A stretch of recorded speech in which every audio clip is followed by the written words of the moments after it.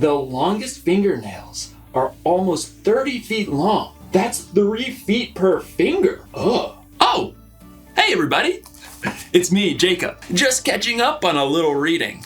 I love to read. Sometimes it's just really nice to turn off all the screens and open up a good book. There are all kinds of books out there for all kinds of people. Like Westerns. This town ain't big enough for the both of us, partner. Or fantasies. You shall not pass! Also, cookbooks. You're gonna set the mixer to puree for 14 minutes! And even audiobooks. The longest fingernails are nearly 30 feet long. That's 3 feet per finger. Oh, here's a book I remember. Kimberly Toast's Book of Manners. It's about being polite and following the rules. It tells you things like which fork is a salad fork, or how you're not supposed to have your elbows on the dining room table. You know, saying things like please and thank you. There's so many rules. It's like there's a rule for everything. So many books are about so many different things. And there are millions of books on what we're gonna talk about today. Love. Love is showing others how much they matter to you. Today's story is about love, and it's about rules. Really, it's about the most important rule ever, and how the people who saw only a book of rules were missing out on a way more epic love story. Did you know it's impolite to burp in front of strangers? I've been doing it all wrong. I'll see you soon.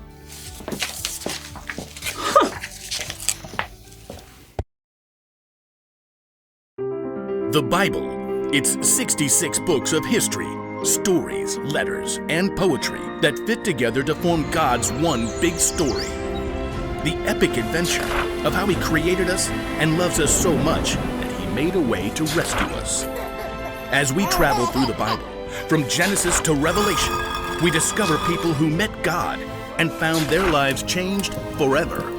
Now, for an amazing story, inspired by the book of Matthew, chapter 22, verses 34 through 40. Unlike the nations around them, the Israelites worshipped only one God. Hear, O Israel, the Lord our God, the Lord is one. When God led the Israelites out of slavery in Egypt, God called Moses up to the top of Mount Sinai. You have seen how I carried you on eagle's wings and brought you to myself. Now if you obey me fully and keep my covenant, you will be my treasured possession and a holy nation. Out of a deep love, God gave Moses a set of 10 rules so that the people would know how to live in their newfound freedom. Here is what God says. Don't put any other gods in place of me. Don't make statues of other gods to worship. Don't misuse the name of the Lord your God. Rest on the Sabbath day to keep it holy. Honor your father and mother. Do not murder.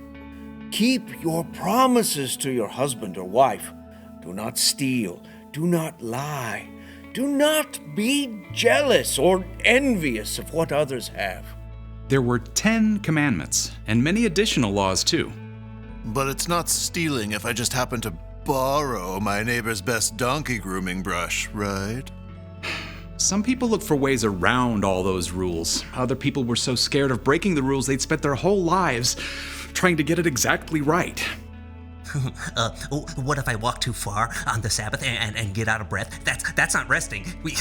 We better say you can't go outside the city at all on the Sabbath.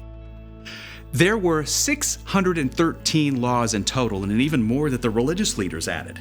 They spent hundreds of years trying to get those laws exactly right and to make sure others did too. It was really the only way they knew that they would be sure that God was pleased with them. You can't sacrifice this goat in the temple. It has a freckle 3/8 of an inch behind its right front leg.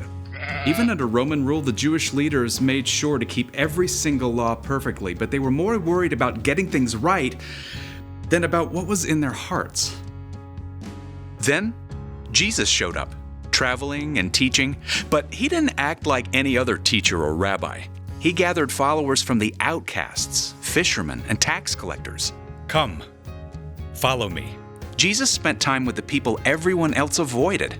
He made blind people see, and those who couldn't walk get up and dance. He healed those with terrible skin diseases. Look! Look! My skin is clean! I can go home to my family! Jesus invited women to follow him, something no other rabbi would do. He welcomed little children and blessed them, even though most people saw kids as a nuisance. The kingdom of heaven belongs to people like them. Jesus told a story in which a Samaritan, a person who was viewed as the enemy by Jews, was the hero. And when Jesus was giving out a list of people blessed by God, it certainly did include perfect rule followers. Blessed are those who are humble. They will be given the earth. Yep, Jesus was turning things upside down, and the religious leaders did not like it one bit, so they started looking for ways to trap him. One day they saw Jesus approaching a man with a twisted hand. Jesus, does the law allow us to heal on the Sabbath day? They wanted to catch Jesus breaking the law by healing the man, but instead, Jesus said, What if one of your sheep falls into a pit on the Sabbath day? Won't you lift it out? A person is worth more than sheep. So the law allows us to do good on the Sabbath day. Then, Jesus healed the man's hand. Preposterous. During Passover week, the whole city was stirred up to see what Jesus would do, and the religious leaders were desperate to silence him. Several of the leaders, called Pharisees, came to Jesus. One of them was an expert in all 613 laws, and he was sure he could turn the crowd against Jesus. Teacher, The law expert waited until there was a silence so that everyone would hear. which is the most important commandment in the law? The law expert told himself gleefully, Jesus will have to pick just one law, and then I can point out all the other laws he's ignoring, and everyone will get upset. but Jesus said simply, Love the Lord your God with all your heart and with all your soul. Love him with all your mind. This is the first and most important commandment. And the second is like it. Love your neighbor as you love yourself. Before the law expert could tear this answer apart, Jesus continued, Everything that is written in the law and the prophets is based on these two commandments. But, oh, In a few short sentences, Jesus had taken 613 laws and wrapped them up in just two things to remember. Love God, love others. Instead of rules, it's about hearts. If you love God, you won't put other things ahead of God. If you love others, you won't steal or break promises to them. instead of memorizing long lists of rules, God simply wants followers of Jesus to ask, what does it look like today for me to love God and love others? It wasn't easy back then, and it isn't easy for us now, but God will pour out love in our hearts anytime we ask.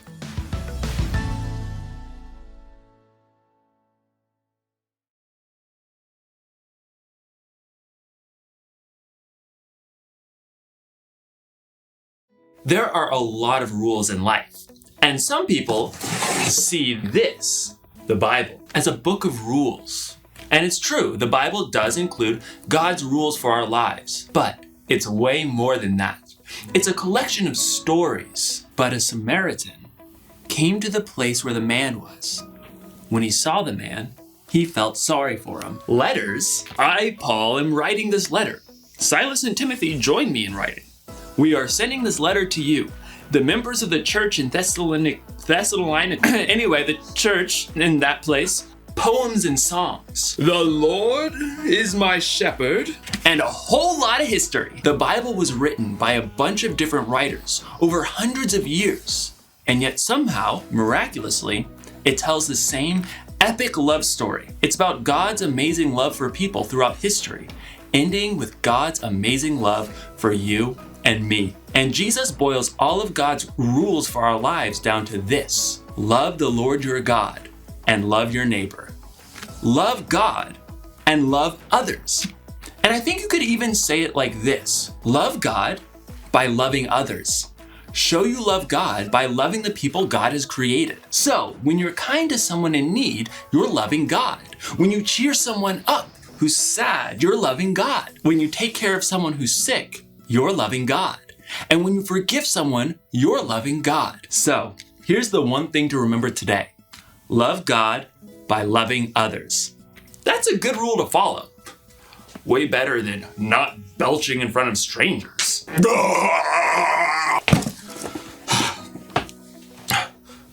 What? We're not strangers. Also, excuse me. I'll see you next time.